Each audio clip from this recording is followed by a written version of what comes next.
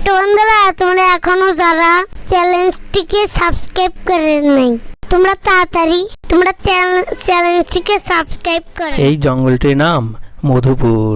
এই জঙ্গলে বাস করে নানান জাতের প্রাণী, কিন্তু বড় ব্যাপার হলো একদিকে রয়েছে বাঘ ও অন্যদিকে রয়েছে সিংহ।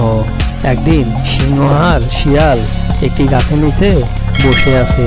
শিয়াল দেখলো সিংহ যেন কোনো চিন্তা করছে। শিয়াল সিংহের দিকে অনেকক্ষণ চেয়ে থেকে সিংহকে বলল, কি হলো মামা, তোমাকে অনেকক্ষণ হলো দেখতেছি, তুমি যেন কোনো একটা চিন্তায় মগ্ন আছে। মামা, তুমি কিসের এত চিন্তা করতেছো, আমাকে একটু বলো। আমি আর কিসের চিন্তা করব ভাগনা, আমার তো একটাই চিন্তায় বাঘকে নিয়ে। যে কোনোভাবে বাঘকে এই জঙ্গল থেকে সরাতে পারলে আমি হব এই জঙ্গলের রাজা। আর ভাগ্নে, তুই হবি আমার মন।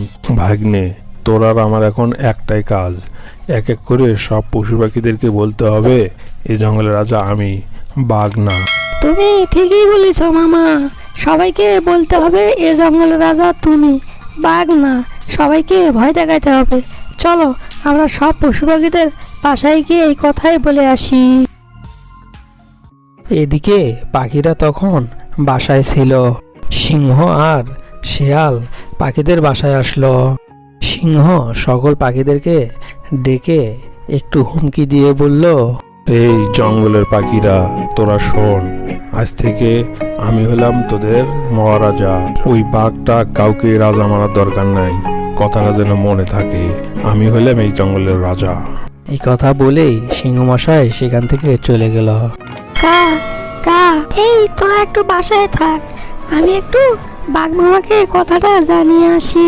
কাক ছিল বাঘের বন্ধু, তাই খবরটি দিতে বাঘের কাছে চলে গেল। এদিকে বাঘ তো জানে সে রাজা, তাই সে জঙ্গলের মাঝখানে একবার এ পাশ একবার ও পাশ হয়ে ঘুমিয়ে আছে।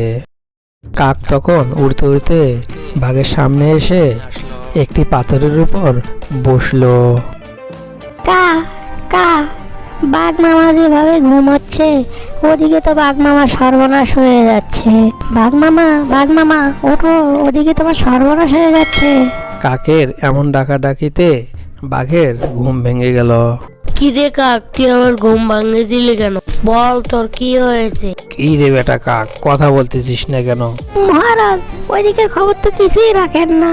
ওদিকে সিংহ সবাইকে বলে বেড়াচ্ছে আর হুমকি দিয়ে বেড়াচ্ছে সে হলো রাজা, তাকে রাজা মানতে হবে, তোমাকে না। তোমাকে যে রাজা মানবে তাকে সে খেয়ে ফেলবে। কাক, তুই কি বললি? সিংহর এত বড় সাহস, আমার জঙ্গলে এসে আমাকে বাদ দিয়ে সে মহারাজা দাবি করে আর পাখি পশুদেরকে হুমকি দেয়।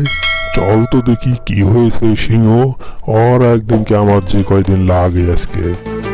কাকও বাঘের পিছে পিছে চলল তামসা দেখার জন্য। এদিকে সিংহ আর শিয়াল একটি গাছের নিচে বসে গল্প করছিল।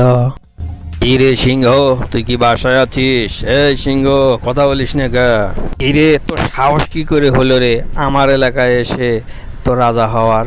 তুই সবাইকে বলে বেড়াচ্ছিস তুই নাকি রাজা। তুই যদি রাজা হোস তাহলে কি আমি হুয়ারিউ রে? এ শোন, তুই রাজার স্বপ্ন ভুলে যা আর এই জঙ্গল থেকে চলে যা, নাহলে কিন্তু তোর অবস্থা আমি খারাপ করে ফেলবো। এ বাগে, তুই চুপ থাকে। তুই যেভাবে বলতেছিস মনে হয় জঙ্গলটা তোকে একবারে লিখে দেওয়া হয়েছে হে তোর বাপ দাদার সম্পত্তি, তাই না? আমি সিংহ, আমি এই বনের রাজা। তুই কে হে? তুই এখান থেকে চলে যা। বাঘ ও সিংহের লড়াই ঝগড়াঝাটি চলতেই থাকতো সব সময়।